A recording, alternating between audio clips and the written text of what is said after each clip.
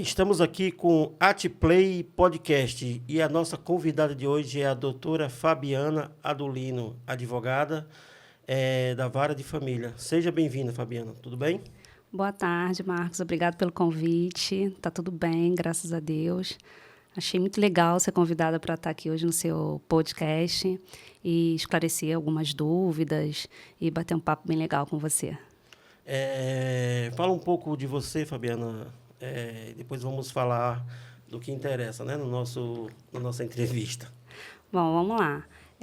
Eu atuo na área dos direitos de família, gosto muito dessa área, mas sou apta a advogar em qualquer área, né, que eu achar interessante trabalhar naquele momento. Entrei na faculdade com 17 anos, me formei aos 22. Em seguida, abri logo um escritório de advocacia aqui no Rio de Janeiro. Fiz pós-graduação em Direito Civil e Processo Civil, o que me capacita a trabalhar em toda a área do Direito Civil. Sim. E depois lecionei algum tempo na Academia de Polícia, aqui do estado do Rio de Janeiro também. Trabalhei lá por 3 anos, lecionando algumas matérias do direito administrativo, introdução ao estudo de direito, e dei alguns cursos também, autônomos dentro da polícia também. E depois disso, quando parei de lecionar, comecei a trabalhar de forma autônoma e atendo até hoje. E sigo, né, aí na minha profissão. Sim. O advogado é uma profissão como se fosse o médico, né? Por exemplo, o médico ele tem o clínico geral, né? E quando você vai se consultar com o clínico geral, e aí ele manda para um especialista. Quando o advogado ele se forma, ele tem que fazer uma especialidade por fora ou ele escolhe a sua especialidade? Como funciona a advocacia? Isso. A pessoa ingressa na faculdade, cursa 5 anos, né? A faculdade de Direito ela tem o prazo de 5 anos. As duas faculdades mais concorridas é medicina e advocacia, não é isso? Na verdade, direito já foi uma área muito mais concorrida. Sim. Hoje existem muitas faculdades, muitos cursos, então assim, já não é algo assim tão difícil, né, de você alcançar. Se formam todo semestre muitos e muitos advogados. E ele faz 5 anos, né, de graduação. Sim. E aí, quando ele se forma, ele não está apto a trabalhar, a exercer a profissão dele. Sim. Ele tem que fazer uma prova dentro do seu órgão, que no caso é a OAB. Sim, como todo órgão tem, né? O médico ele tem o CRM. CRM. Né? O engenheiro tem o CRES, né? Isso, não, CREA. O CREA. Quem se forma em corretor tem um CRES, não é isso? Exatamente. Cada órgão tem o seu... como é que eu devo falar? Cada profissão tem o seu órgão, que habilita aquele profissional a exercer sua profissão. No nosso caso, é a OAB, Ordem dos Advogados do Brasil. Então, quando você termina a sua graduação, obrigatoriamente, se você quiser exercer a sua profissão, você precisa fazer um concurso, fazer a prova. Sim. Né? Na verdade, não é um concurso, é uma prova. E você sendo aprovado, né? A OAB ela tem lá como é que eu vou te explicar? Ela tem um certo rigor, né? Sim. Porque a ideia é não colocar qualquer profissional no mercado só porque se formou, né? Então, é uma prova que não é uma prova fácil, né? De fato, a pessoa, quando termina a graduação, ela tem que se preparar, porque 5 anos, né, são muitas informações. Sim. Então, assim, ela precisa estudar, ela precisa se capacitar, ela presta o exame, a gente chama de exame, a prova da OAB, e aí ela passando, né, nessa prova, ela recebe a carteira dela, o que permite, aí sim, ele exercer a advocacia. Aí, voltando para a sua pergunta, ele pegou a carteira, teoricamente, ele pode trabalhar em qualquer área dentro do direito. Porém, como qualquer área, a gente precisa se especializar, né? O direito ele é muito amplo, tem vários e vários ramos, né? Nós temos direito penal, direito civil, direito de família, direito constitucional, direito tributário. Então, assim, uma pessoa ela não é capaz de exercer tão bem todas as áreas, Sim. né? Como o médico não exerce todas as áreas. Sim. E aí sim a gente fala de especialização, né? A gente faz uma pós-graduação, depois faz, se quiser, o mestrado, tem pós-doutorado, e aí você vai se qualificando e aí você escolhe dentro do vasto leque, né, que o direito proporciona, a área que você melhor se identifica, né? Mas você precisa estudar, ou no caso você vai estudar aquela especialidade, não é isso? Isso. Porque as leis elas servem para todas as especialidades, ou não? Sim. Como é que funciona? Não, nós temos Porque códigos. exatamente, porque eu sou da área da construção civil, eu sei que o engenheiro civil ele tem mais de 240 especialidades diferentes. Sim. E o advogado não deve ser diferente, não é isso? Exatamente. Nós temos os códigos, né? Por exemplo, nós temos o Código de Direito Civil. Sim. Dentro do Código de Direito Civil, ele trabalha todas as áreas de direito civil. Em que sentido? Ele trabalha direito do consumidor, ele trabalha direito de família, ele trabalha direito sucessório, direito imobiliário. Então, as várias áreas são reguladas por aquele código que a gente chama de uma lei geral. A partir daí, existem regulamentos específicos, tá? Nada que fuja da lei principal, que é o Código Civil. Quer dizer que você trabalha na vara de família, você pode defender, atuar na área criminal, por exemplo, se você quiser. Se eu me sentir capacitada, sim. Não há nada que impeça. Entendi. Fale um pouco da área da família. Então, o direito de família é uma área, né, do direito muito complexa. E é a área que eu mais gosto. Porém, envolve... Que você mais se especializou, não é isso? Isso, eu gosto de trabalhar na área de direito Sim. de família, mas a minha pós-graduação ela é ampla, eu posso trabalhar em qualquer área dentro do direito civil. E a área que eu mais gosto, uma das áreas, na verdade, que eu mais gosto é do direito de família. O que trata o direito de família? As relações, né, entre familiares. Sim. Né? Então, a gente trata divórcio, a gente trata união estável, a gente regula guarda de crianças, né, quando os pais se separam, e visitação, né, dos avós. Então, toda essa área que é muito complexa, porque mexe com a emoção das pessoas, ela é tratada dentro do direito de família. Principalmente quando há separações de casais, essas coisas, não é isso? Sim, são temas muito polêmicos e controvertidos. Complexo, né? Exatamente. Porque o casal, quando ele se separa, existem muitas coisas, não é só assinar o divórcio. Né? Existem bens, existem filhos. Várias coisas. Então, assim. Tem gente que tem bens, tem gente que não tem, né? Exatamente. Quando o casal não adquiriu o bem oneroso na constância do casamento, então o divórcio ele se torna uma coisa mais fácil. Agora, quando o casal tem filhos e tem patrimônio, aí começam as complicações, né? Dificilmente a gente encontra, existe, obviamente, mas normalmente existem muitos atritos e muitas controvérsias. Então, os divórcios ele acabam sendo de forma litigiosa, né? Às vezes a esposa ela acha que está prejudicada, por exemplo, na partilha de bens. Né? Ela quer mais do que foi oferecido, ou o marido normalmente não quer pagar aquilo que lhe é devido. Então, assim, e aí começam os problemas. Sim. Quando tem filhos, os problemas são maiores ainda, porque um quer adentrar o direito do outro. Então, é aí que começam os problemas. Eu, particularmente, sou a favor sempre dos acordos, porque eu acho que as pessoas elas não têm que submeter a sua vida privada puramente à intervenção de um terceiro que não te conhece. Sim. Entendeu? Então, ele vai determinar algo, por fim, é o papel do juiz, né, como autoridade, ele vai determinar, quando não há um consenso, aquilo que ele analisou no processo. Mas essa decisão nem sempre é a melhor para as partes. Por quê? Porque se deixaram levar por esses atritos e não conseguiram entender que ninguém sabe melhor da situação da vida íntima deles do que eles. Sim. Então, eu sou sempre a favor do acordo. Eu preciso acalmar essas pessoas, né, mostrar para elas que elas são inteligentes o suficiente para decidir o que é melhor para elas. E aí sim, submeter a autoridade, né, judicial, submeter ao juiz, isso, excelência, é isso que a gente quer para a gente. Quando tem menor envolvido, obviamente, é obrigatória a presença do Ministério Público. Quando o casal ele entra em acordo, você apresenta o acordo para o juiz e o juiz só faz assinar, isso? O acordo isso. Que foi... Então, depende. Não, quando os dois decidem, nós entramos aqui em um acordo, ele fica com isso, eu fico com aquilo, e tudo bem, assina lá, o juiz só dá a sentença final, não é isso? Então, existem algumas possibilidades.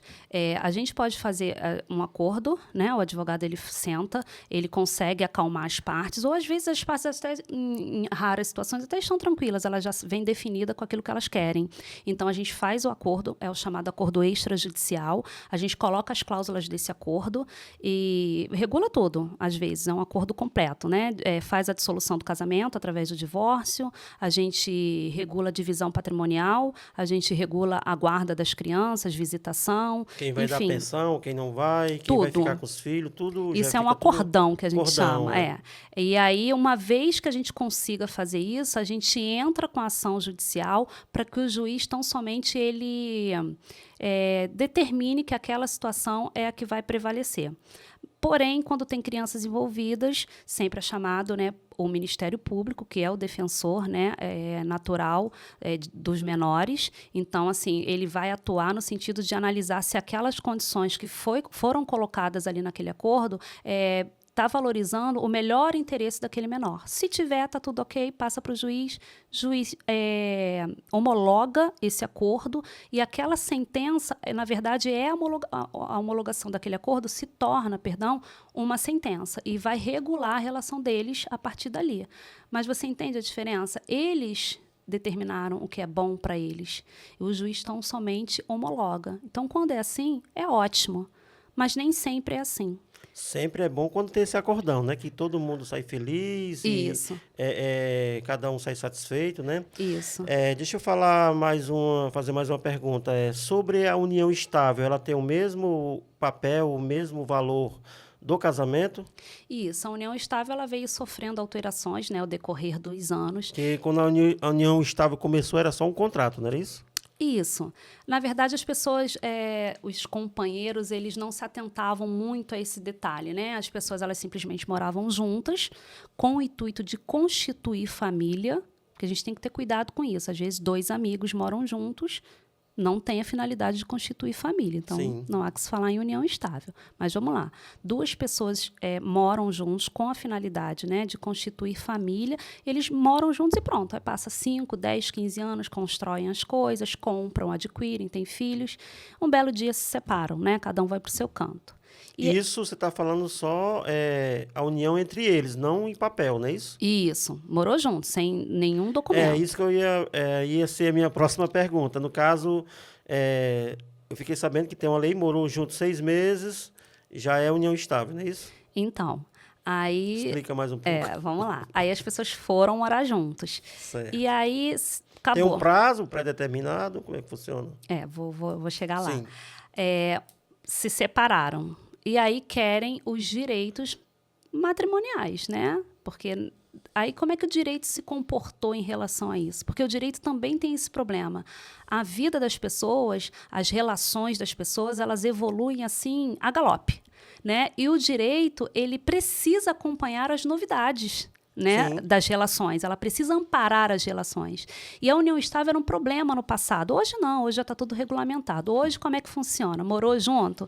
Independente do tempo, tá? É claro, né? Namoro, 1, 2 meses, eu quero pensão. Não vai conseguir. Não tem como construir nem patrimônio num tempo desse, né? 3 Exatamente. meses, né? Mas existe cada Às vezes absurda... acontece de casal comprar apartamento junto, comprar carro junto, bens junto, né? Sim. Nesse pouco período, né?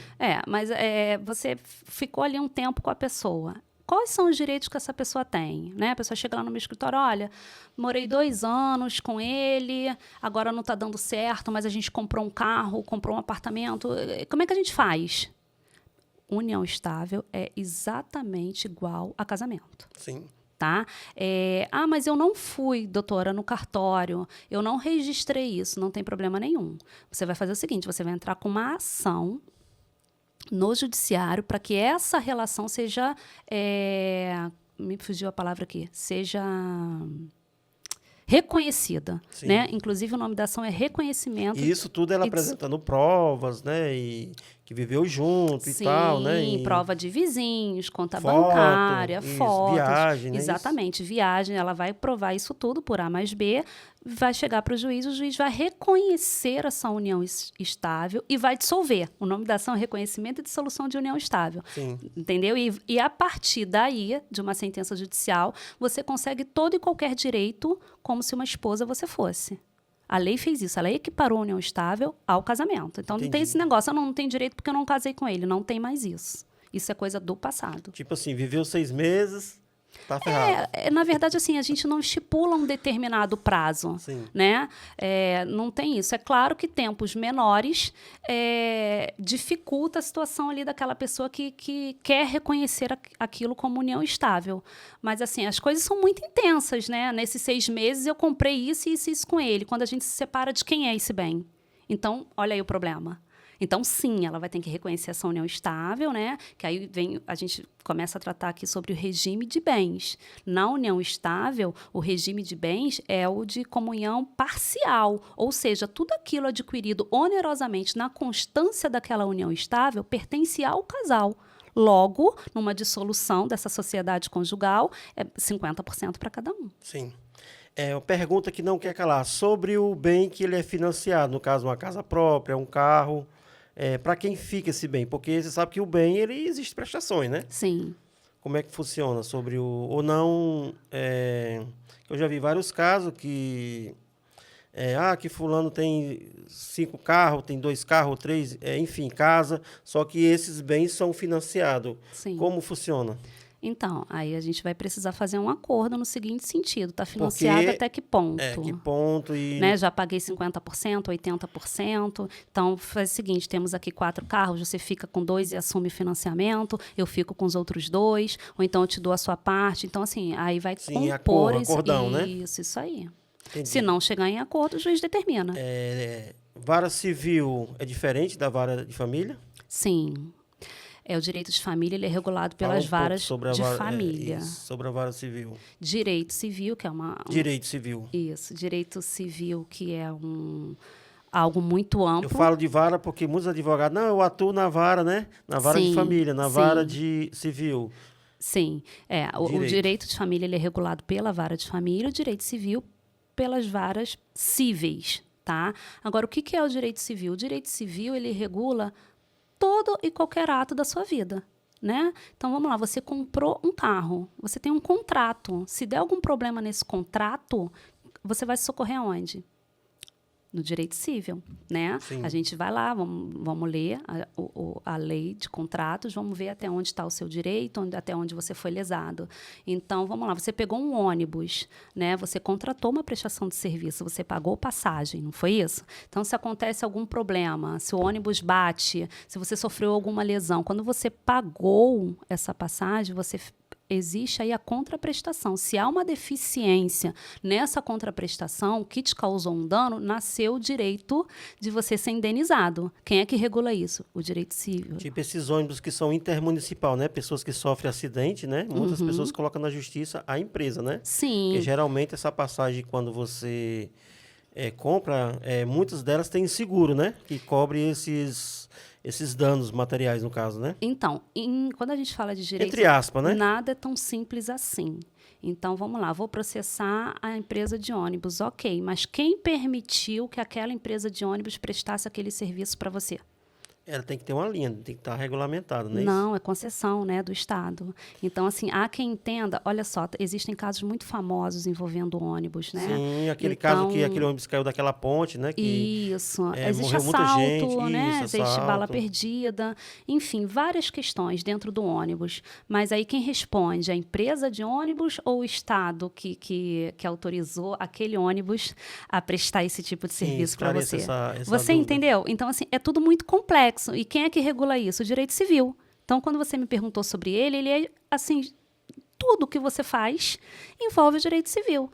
Então, assim, eu como profissional, obviamente, vou processar tanto a empresa de ônibus quanto o Estado, tá? Sim. Porque eles têm a responsabilidade que a gente chama solidária. Tá? Eles são solidários. É como antigamente tinha Telemar, né? Você contratava um serviço lá, a Telemate prestava aquele serviço de Empresa de forma... telefonia em geral, não é isso? Isso. Eu citei a Telemar porque ela era muito conhecida nas Sim. várias... Hoje já tem as empresas de Sim, celulares, hoje é né? totalmente diferente. Isso é bem antigo. Mas, de uma forma geral, quando você contrata uma empresa de telefonia, você contrata aqueles serviços. Aí aqui a gente já está falando de direito do consumidor, Sim. que é uma área dentro do direito civil. Né?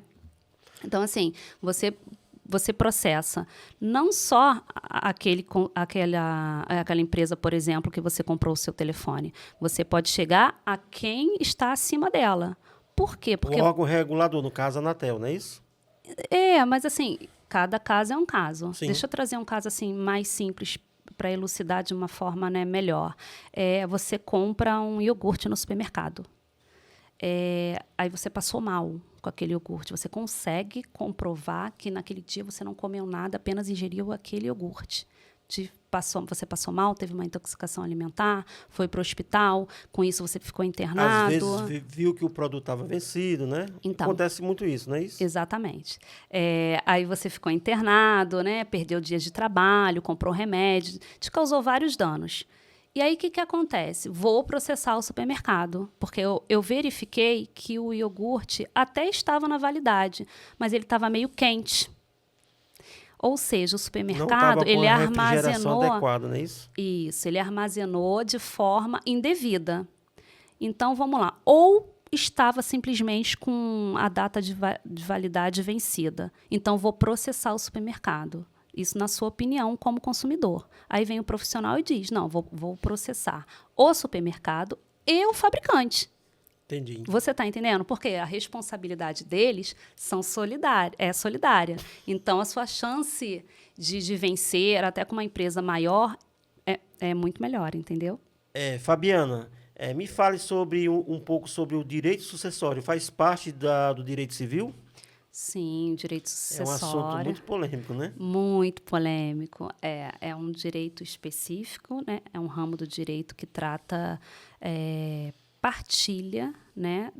Como é que fica a situação patrimonial daquela pessoa que morreu. Sim. Como é que vai ser feita essa Explica distribuição. melhor, é sobre espólio, não é isso? Na verdade, é sobre herança. Herança, né? Herança. Então, uma determinada pessoa morreu, João morreu, né? Ele era casado e tinha 3 filhos. Como é que fica a divisão do patrimônio dele após a sua morte? Sim. Então, é isso que o direito sucessório traz. E é muito polêmico porque existem muitos atritos, né? Nem sempre aquela pessoa teve tempo de preparar um testamento, nem sempre ela deixou tudo organizado, né? Existem diferentes situações, né? Às vezes a pessoa não era casada, era só companheira, né? Às vezes tem filho que é aquela pessoa que ficou, aquele cônjuge que ficou, desconhecia, né? Filho de uma relação que ela não sabia. E aí, esse filho também tem direito à herança, né? Então, ele era casado, tinha 2 filhos. Então, a mulher estava achando que os bens, né? A parte que cabia ao marido dela ia ser dividido entre ela e os filhos. E aí, por exemplo, surge aí um outro filho, né? Fora desse casamento.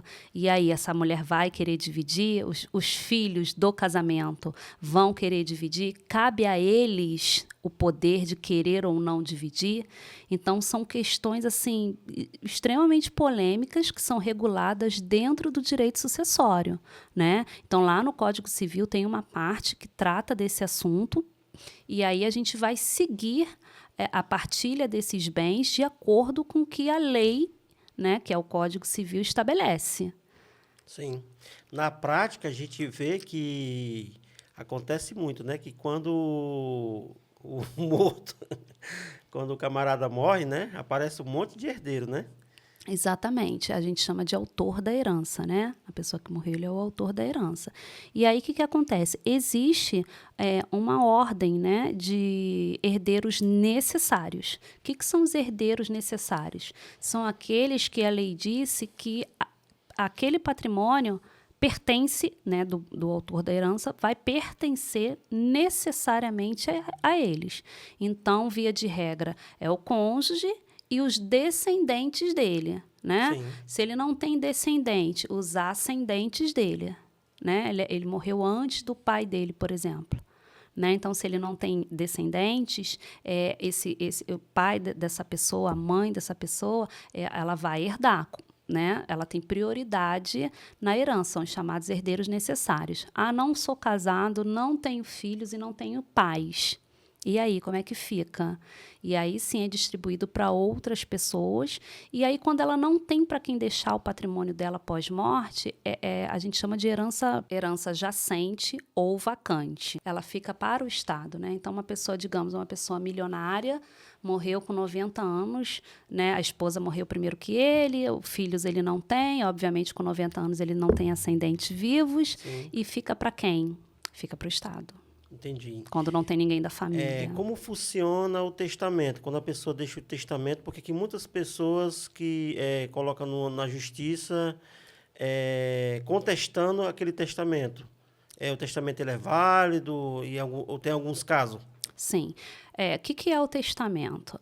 Toda pessoa ela tem o direito, né, estabelecido pela lei, de dispor de 50% do seu patrimônio. Tá? Então, vivo, você está falando? Vivo. No caso aí, ele não pode, você falou de 50%, ele não pode já fazer a distribuição vivo dos bens dele em testamento? Pode. Mas a gente está falando aqui do testamento puro e simples, eu vou chegar lá. Sim. Então, beleza, eu preciso respeitar os herdeiros necessários, que a eles cabem 50% do patrimônio. Então, eu só posso dispor para pessoas diferentes desses herdeiros necessários, de 50%. Então, assim, eu criei... Tá? Uma menina como se fosse minha filha. Eu gosto muito dela, mas não adotei, não legalizei ela como, por exemplo, minha descendente, né? Como uma filha, por exemplo. Como é que fica, né? Quando eu morro? Eu posso, em vida, fazer um testamento e deixar para ela 50% do meu patrimônio. Sim. Tá? Posso deixar para ela, posso deixar para minha vizinha, posso deixar para um empregado, posso deixar para uma prima, para quem eu quiser. 50% do meu patrimônio. Os outros 50% eu não posso mexer, porque, como eu te falei, existe os herdeiros necessários. Os herdeiros diretos, no caso.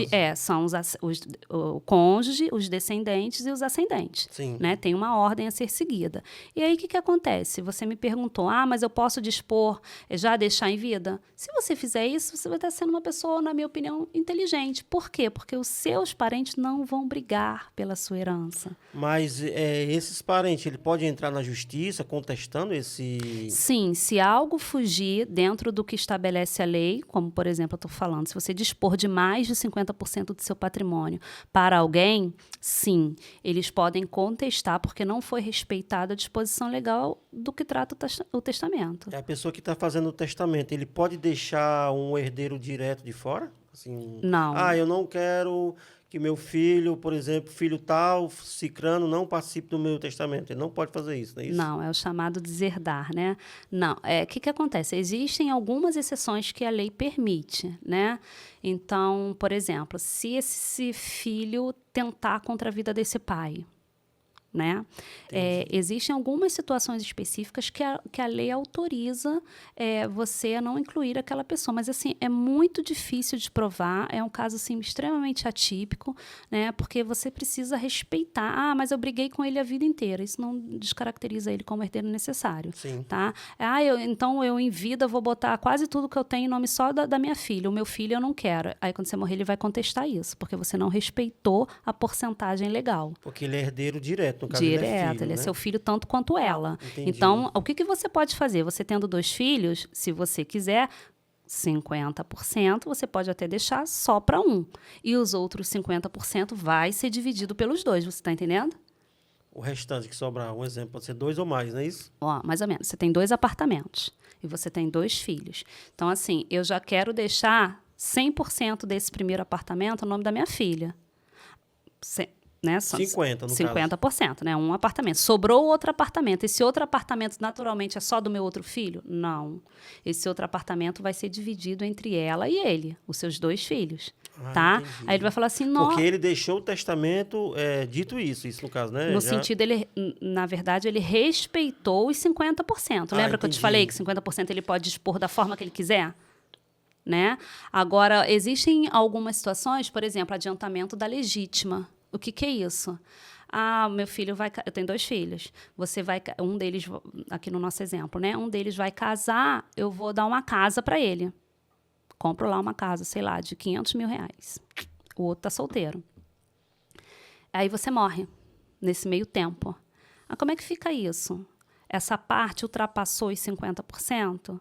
Ultrapassou do seu patrimônio. Isso a gente chama de adiantamento da legítima. O outro filho que não foi contemplado, né, com nada... Não interessa se o bem está no nome dele ou do filho. Como é que funciona isso aí? Eu comprei um apartamento para meu filho e coloquei o nome dele. Sim, mas o dinheiro saiu de onde? Entendi. Não saiu do seu. A não ser que o outro filho não saiba, né? Então, aí exatamente, mas aí ele vai ter que provar isso, né?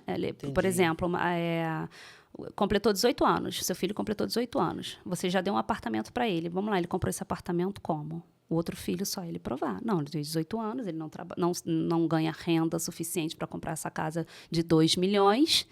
Sim, foi o meu pai que deu para ele. Então, isso ultrapassou a parte que lhe caberia. Entendi. Então, isso chama adiantamento da legítima. Eu vou entrar com uma ação, vou contestar isso, porque eu quero a minha parte exatamente igual do outro irmão. Isso, aí ele, provando, vai conseguir. Sim. Por que esses processos eles se arrastam anos e anos na justiça? 15 anos, tem processo até de 20 anos ou mais, e nunca é resolvido, nunca vai para frente. Por quê? Porque existe muitos imbróglio. Como é que funciona? Exatamente. Por conta dos atritos, das discordâncias, né, que acontecem. Mas o juiz ele não pode chamar essas pessoas para fazer acordo ou não quer? Porque o judiciário já é superlotado. Por que isso acontece? Realmente mesmo? Então, claro que o juiz pode, mas assim, quando as pessoas... Porque, assim, eu acho que seja admissível um processo às vezes morre até as pessoas que são interessadas no processo, chega a morrer e o processo se arrasta anos e anos na justiça e nunca é resolvido. É verdade. Infelizmente, existem alguns casos, sim. A maioria, na verdade. A maioria, sim. Dos processos que envolvem testamento. Mas o que acontece? As pessoas elas têm uma disposição assim, enorme de não entrarem em consenso. Né? Então, assim, por mais que o juiz, né, ele determine algumas situações, a outra parte ela tem que concordar. Então, assim, vou te dar um exemplo. Vamos fazer o juiz ele deu a sentença para aí o outro vai lá e recorre, é isso? Não, não é assim. Até o juiz chegar numa sentença no inventário é uma coisa muito complicada porque tem etapas a serem cumpridas. E em todas as etapas, os herdeiros eles são chamados a falar. Né? Então, por exemplo, temos aqui 5 irmãos, né?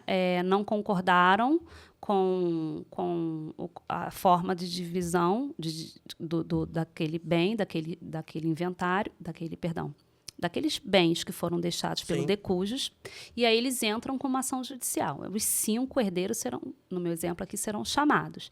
E aí, um diz que aquele patrimônio vale 1 milhão, o outro diz que vale 2, o outro diz que vale 500 mil. Então, assim, aí entra o juiz. Então, vamos fazer uma avaliação. Aí vai para o avaliador. Então, é um procedimento dentro do processo, demora. São processos e dentro de processo. São procedimentos dentro do processo. Então, por exemplo, aí 3 herdeiros concordaram com aquela avaliação, 2 não concordaram. Então, por exemplo, aqueles que não concordaram vai pedir ao juiz uma avaliação particular. Então, ele vai contratar alguém para vir com laudo. Outra avaliação. Isso. E aí, beleza. Os 3 herdeiros, por exemplo, que já tinham concordado, discordam. Então, assim, aí entra o juiz. Não, então vai ser um avaliador judicial. Você está entendendo? São vários procedimentos que, quando tem muitos herdeiros, eles precisam ser chamados. Por exemplo, a sucessão ela tem classes, né? A gente aqui está trabalhando com exemplo sempre de irmãos e tal, todo mundo da mesma linha. Sim. Mas, às vezes, um daqueles herdeiros morreu. E aí sobe quem? Os filhos. Que não são um, são vários, né? Então, vamos lá, 5 irmãos. Um morreu, ele tinha 3 filhos. A parte desse irmão vai ser dividida por esses 3 filhos. Então, eles entram aqui como parte do processo, né? Como parte interessada. Então, você entende? São várias situações que podem ocorrer e cada um contestando faz com que o processo se arraste por muitos e muitos anos. Obviamente que, concluído todo o procedimento, o juiz vai sentenciar e o que ele sentenciar acabou. Mas até ele chegar na sentença, ele precisa seguir alguns procedimentos, chamar todos os herdeiros para falarem, se manifestarem, nem sempre concordam. Então, o judiciário, né, como a gente sabe, ele é sobrecarregado. Então, cada andamento processual que alguém contesta, ele demora mais e mais para ser resolvido, porque tem que voltar para o juiz. Então, um herdeiro não concordou, volta para a conclusão do juiz. Aí o juiz decide algo. Aí o outro discordou, então fica nesse vai e vem, vai e vem. Né? Já existe, né, há um certo tempo, o inventário extrajudicial. Como é que é feito isso? Quando existe somente adultos, né, nenhuma pessoa menor nem incapaz, existe a possibilidade de você fazer inventário no cartório. Mas como é que é isso? Se tem 3 herdeiros, todos maiores e capazes, e concordam com a acordo, isso, concordam. E com aquela divisão, não tem briga, não tem nada, esses 3 adultos vão lá, dão entrada no cartório, seguem os procedimentos, né, administrativos, e ele vai ter ali resolvido o seu problema. Então, quando ele vai para o judiciário, normalmente é porque não tem acordo. Esses processos, eles mudam de juiz ou fica sempre sendo um juiz só? Se o juiz daquela vara tirar férias, for para outra vara, existem movimentos, né, de juízes, eles não ficam ali ad eterno naquela vara. Porque o juiz eu acho que o juiz ele deve gostar muito de ler, porque eu fiquei sabendo que tem processo de espólio, processo judicial, que tem 3.000 páginas. Então, na verdade, assim... 3.000 páginas, né? Na verdade, assim, o juiz ele tem um trabalho assim, bem exaustivo, né? Mas também tem auxiliares, né? Sim. Então, assim, por isso que vez ou outra acaba escapando, né, alguma coisa ali que a pessoa já protocolou, aí o juiz não vê, aí ele pede aquele documento que, na verdade, já está acostado aos autos, né? Então, isso demora mais. Então, assim, são inúmeras situações que podem acontecer dentro do processo que acaba retardando, né, a sentença final. Por isso que se arrasta anos e anos, né? Isso, exatamente, isso. Aí, muitas vezes, os bens já desvalorizar, né? Já foi desvalorizado, às vezes o bem estava em determinado estado e aí ele já se deteriorou. Então, assim, na verdade, esses processos muito longos, quando eles chegam ao final, já nem... E quando o testamento tem bens? Por exemplo, tem apartamento que precisa pagar condomínio, IPTU... O testamento tem uma fazenda, por exemplo, que a fazenda é produtiva, que tem vários funcionários. Como funciona para manter esses bens? Sim. Você está dizendo quando o conjunto de patrimônio deixado pelo autor da herança tem imóveis e esses imóveis eles se deterioram, é isso? Sim. Então, aí normalmente é nomeado, né, uma pessoa... Não só se deteriora, porque tem que pagar... no caso, IPTU, condomínio, tem que ser pago. Sim. IPTU todo ano, condomínio todo mês. Sim, quando o patrimônio ele é de vasta monta, tipo né? um patrimônio milionário, né? Isso. E aí tem um curador, né, responsável, né, para o juiz libera um determinado valor, né, dentro daquele montante, para fazer a manutenção desses imóveis, desses bens que precisam, né, mensalmente serem pagos as taxas, né, para conservar aquele patrimônio, porque se não fizer isso, pode ser que se arraste por muito tempo e aí esses patrimônios acabem se deteriorando. Então, normalmente, quando é um patrimônio assim de valores altos, né, e herança milionária, e aí existe nomeado um curador e ele vai cuidar desses imóveis, desse patrimônio, até chegar o momento correto dele incorporar o patrimônio do novo proprietário. Nós vemos que, na prática, né, esses patrimônios eles ficam deteriorados, né? Sim. Tipo assim, um processo que se arrasta por 20 anos. Como é que eu devo falar? A tendência é esse patrimônio se deteriorar, não tem jeito, não é isso? A gente pode citar, por exemplo... Aí, no caso, tem que ter dinheiro, né, para pagar essas despesas, né? Sim. Existem casos que tem, existem casos que não tem, né? Então, Cada caso é um caso. Cada caso é um Isso tem que ser caso. informado exatamente para o juiz, aquele patrimônio está se deteriorando e por consequência, a parte que cabe aos herdeiros né, vai diminuir. Então, tudo isso tem que ser analisado dentro do processo, né? E para que o patrimônio ele não fique com valor, na verdade, menor do que quando começou toda essa problemática aí, esse imbróglio judicial, né? A gente tem um exemplo aí, a herança, né, que o ator, que o apresentador Gugu, né, o Gugu Liberato deixou. Ia falar sobre isso. Isso é um patrimônio bem considerável, né, exatamente, e ele deixou tudo especificado, né, em testamento. E aí, o que aconteceu? Existe uma polêmica, por isso que eu te disse que cada caso é um caso. Existe aí uma polêmica, né, entre a mãe dos filhos do Gugu, né? Como que o Gugu deixou ela reconhecida e como que ela se considera, né? Ela se considera companheira dele, né?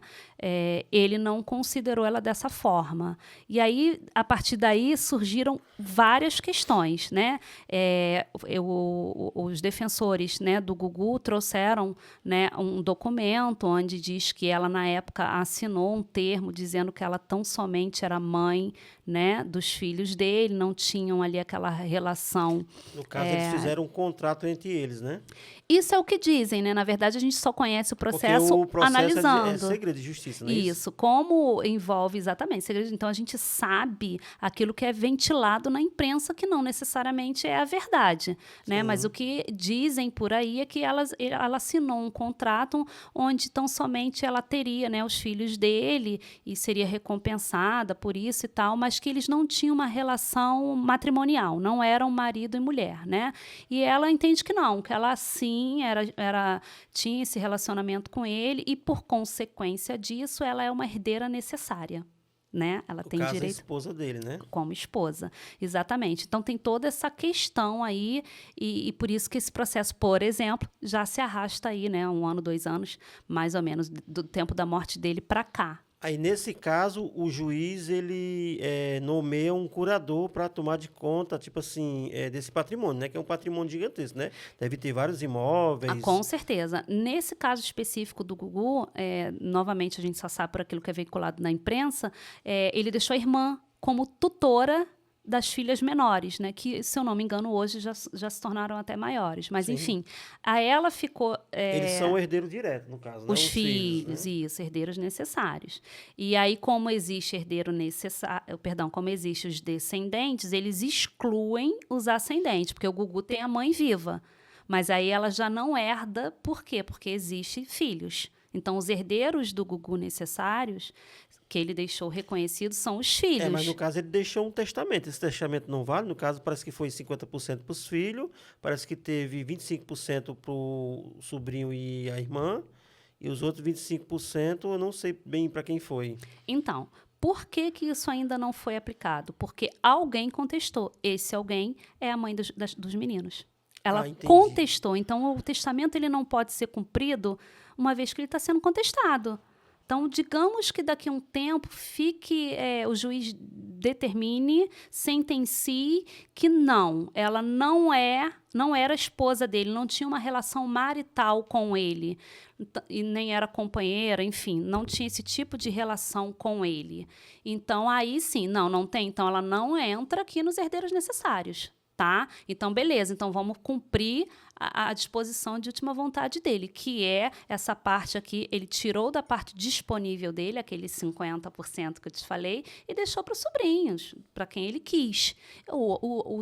A outra parte vai ficar para os 3 filhos, que são, até agora, os herdeiros necessários dele. A Rose Miriam, que é a mãe dos filhos, até agora ela não conseguiu provar que ela tinha essa relação com ele e que, então, nesse momento, ela ainda não integra o rol de herdeira necessária. Se integrar, ela vai ter direito, sim, a boa parte que lhe cabe.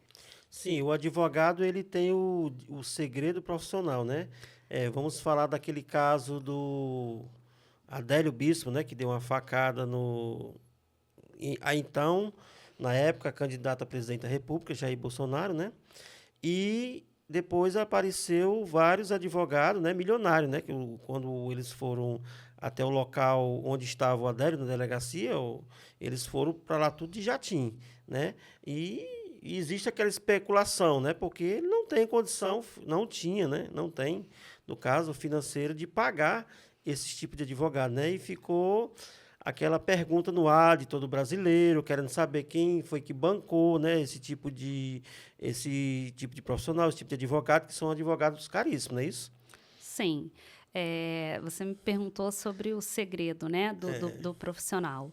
Nós, como advogados, nós temos a prerrogativa do sigilo. Sim. Sim, nós não somos obrigados a revelar aquilo que o nosso cliente nos conta, né? A não ser que seja algo assim que coloque, né, seja uma grave ameaça, né? E aí a gente não pode, senão a gente acaba se tornando até cúmplice. Mas assim, via de regra, tudo aquilo que o meu cliente me conta é sigilo. Eu não posso Como que revelar. ele te pagou, se foi em dinheiro, se foi em cheque, se Nada, foi no nada, Pix, né? Hoje, nada. Não nada, forneço nada. Até porque nós, advogados, como todas as profissões, ele tem um código de ética, Sim. né? Eu não posso ter um relacionamento com o meu cliente profissional e, quando ele der as costas, eu sair falando por aí. Que profissional seria eu? Sim. Né? Então, sim, nós temos a prerrogativa do sigilo, nós não precisamos fornecer nenhum tipo de informação nos confidenciada, né, nessa relação cliente-advogado. Não tenho que fornecer aquilo que ele me confiou em segredo. Sim, porque nós sabemos que um traficante, por exemplo, ou um assaltante de banco, quem quer que seja o criminoso, né? Nós sabemos que o traficante ele vai pagar, né? Vamos conjecturar, né?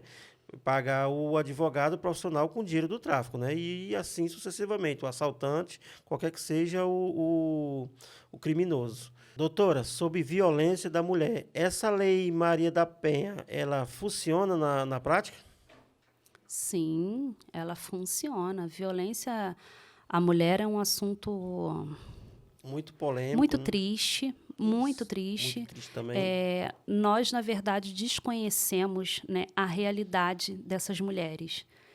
Se fala muito pouco sobre esse assunto e poucas são as mulheres que têm coragem de levar isso para frente, porque isso mexe com o íntimo, né, da mulher. É uma situação vexatória, constrangedora, mexe com o brio da mulher, e o homem, ele, de forma alguma, ele tem esse direito de agredir de forma física ou de forma verbal qualquer pessoa. Sim. Principalmente uma mulher. Ah, a mulher é sexo frágil? Claro que não. Né? Mulher não é sexo frágil. Mulher é uma pessoa como outra qualquer, que tem exatamente, muitas vezes, você vai rir agora, né? Mas as mulheres, elas, quando estão em posição, por exemplo, de chefia, ela desenvolve, na minha opinião, muito melhor do que um homem. Sim. Tá? Não vamos entrar nesse assunto. Brincadeira aqui à parte. Concordo. Né? Enfim, foi só uma brincadeirinha, mas assim, brincadeira à parte, é um assunto assim muito triste e doloroso. Eu, quando estava na faculdade, eu tive a oportunidade de fazer o estágio na Defensoria Pública aqui do Estado do Rio, e a gente lidava com esse tipo de assunto diariamente. E era muito triste, muito triste. É uma sensação, assim, de fundo do poço. Essa é a realidade. As mulheres, elas chegavam lá na defensoria, narravam as suas histórias, muitas vezes machucadas, né, arranhadas, com hematomas.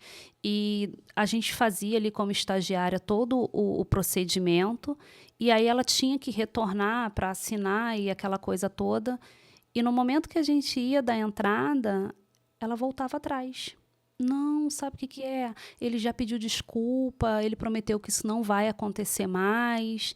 E esse é o histórico, né, de todo agressor. Ele comete aquela agressão contra aquela mulher e ela fica ali envolvida por várias questões. Porque ele fica impune, não é isso? fica impune porque ela não coloca para frente, né? Que acontece? Ela fica presa aos filhos, ela fica presa à casa, né? Muitas vezes aquela mulher ela não tem condição de se sustentar. Isso, porque ela acha que o homem é o provedor, não é isso? Exatamente. Então, ela fica ali com medo, com receio de expor aquela situação, porque sim, ele vai sofrer as sanções legais, e nisso a Lei Maria da Penha foi um grande avanço para as mulheres, né? Nós temos as medidas protetivas, né? Mas elas muitas vezes desconhecem isso. E aí elas acham que é melhor elas se calarem, porque afinal de contas é aquele homem que coloca comida dentro de casa, né? Então, assim, ela pensa, nossa, se eu falar, como é que vai ser? Né? Ou se eu falar, ele vai me agredir muito mais. Então, assim, é um absurdo que acontece por aí e não é relatado. De vez em quando aparece uma ou outra matéria, né, sobre o assunto de pessoas famosas, né? E aí há aquela comoção, né, nas redes, né, na televisão, nos jornais, mas assim, existem milhões e milhões de casos que não são vistos e muitas vezes porque elas mesmas acabam por temor a várias situações do dia a dia, né, na casa delas, acabam não relatando isso. E isso aí, né, acontece a agressão e muitas vezes acontece morte, né? E que é o feminicídio, né? E essas situações são extremamente tristes. O feminicídio ele tem crescido, né? Absurdamente. Absurdamente. Absurdamente. É uma triste realidade. E nós vemos nas estatísticas que a mulher, ela não denuncia, né? Assim, a maioria não denuncia, Isso, né? ela não relata, ela não expõe. Em pesquisa, né? Porque né? a gente não tem como saber, né? Não. Isso principalmente assim em lugares mais carentes. Elas se acham assim, elas ficam numa situação extremamente ali vulnerável. Foi criada também a delegacia da mulher, né? Como a delegada mulher, né? Só mulher, pessoas que atendem elas, Sim. né? Para ela não se sentir constrangida, né? Existe todo assim precisa ter todo um apoio psicológico em cima feminino, das né? Isso, feminino, tá? Porque outrora, quando a mulher relatava esse tipo de situação numa delegacia comum, ela era até motivo de chacota, né? Então, assim, isso já, por si só, já inibia ela de chegar e expor e relatar e denunciar, né? Então, graças a Deus, nós temos, sim, esse avanço. Existem as delegacias de mulheres, onde existe toda uma rede de apoio a essas mulheres que chegam ali e relatam as suas situações, né? Mas muitas vezes não, ou elas até vão à delegacia, depois elas voltam atrás. Então, assim, são situações muito complicadas, né? Muito complicadas no nosso país. Só procura o poder público ou a delegacia, né? A polícia, quando o negócio fica grave mesmo, né? Isso. Mas ou então, uma vez... quando há incentivo de outras mulheres, né? Fazer com que ela vá denunciar para ter uma medida protetiva e algo do tipo assim, não é isso? Isso, são movimentos, como eu te falei, que vez ou outra acontece, porque alguém famoso passou por essa infeliz situação, então ela vem, né, para o Instagram, para as redes sociais, ela vem para a televisão, ela expõe isso, então cria ali aquela rede, né, de apoio e em seguida aquilo murcha, né?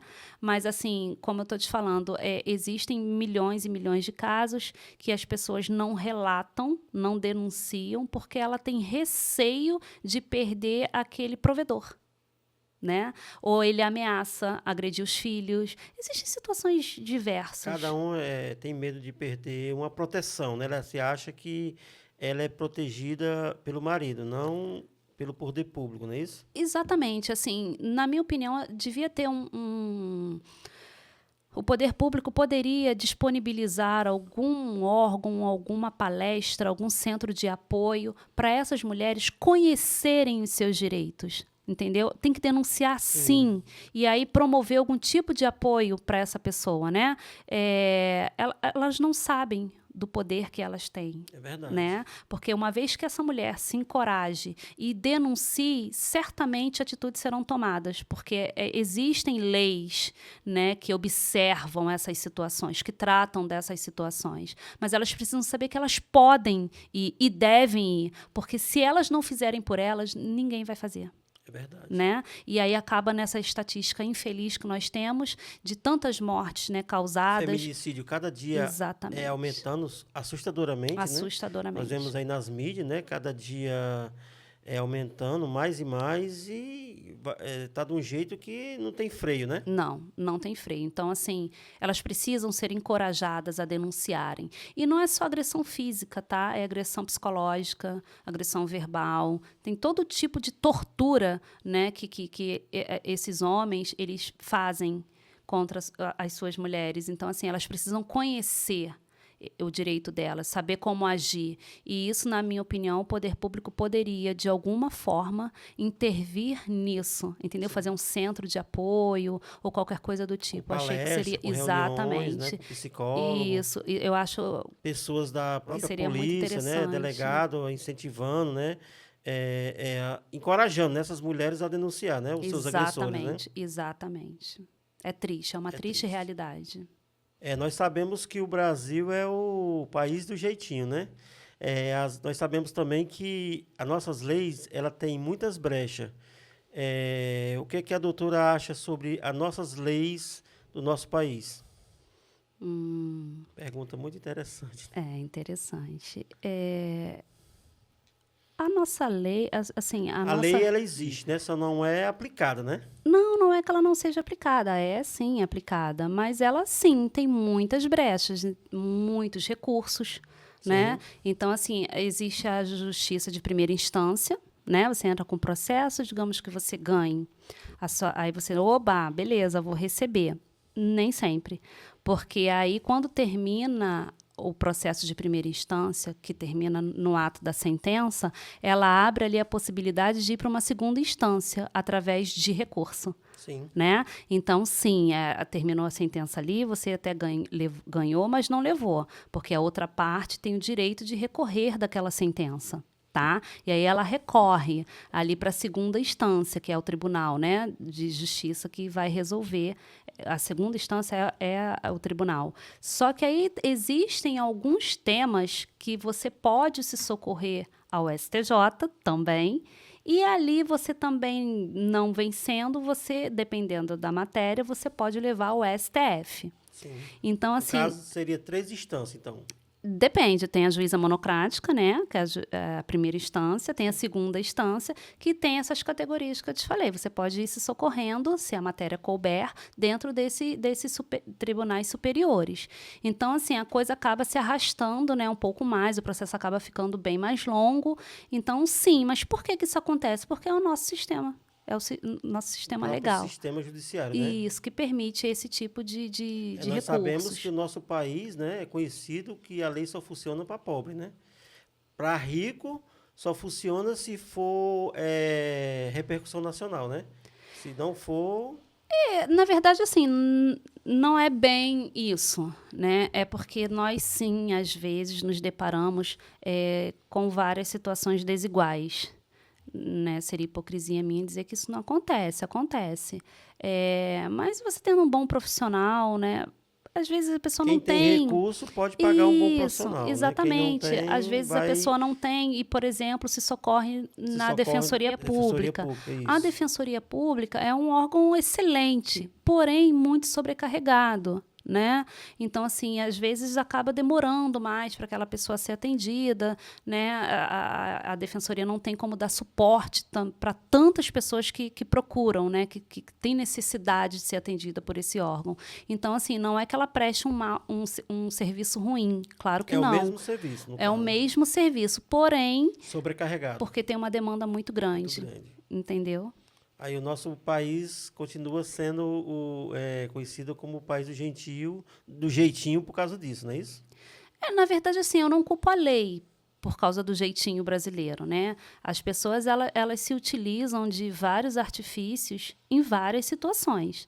A lei não permite jeitinho, a lei é uma só. As pessoas é que se acham no direito de agir de forma diferente do que a lei autoriza, né? Ela se sente ali prejudicada em algum momento e aí elas se valem de subterfúgios, né, para conseguir o seu objetivo. E isso é da pessoa, não é da lei. Entendeu? Elas é que praticam determinadas ações porque se acharam em desvantagem, por exemplo, com alguma decisão judicial. Então, não é o sistema que permite isso, são as pessoas que praticam determinadas condutas que, se a gente for olhar dentro da lei, não é uma conduta correta, não é uma conduta legal. Tá bom, muito obrigado, doutora Fabiana, por essa entrevista. Eu acredito que você tenha esclarecido muitas dúvidas e que Deus abençoe. Muito obrigada, Marcos, pelo convite. Foi um prazer estar aqui com vocês. Tá bom, obrigado.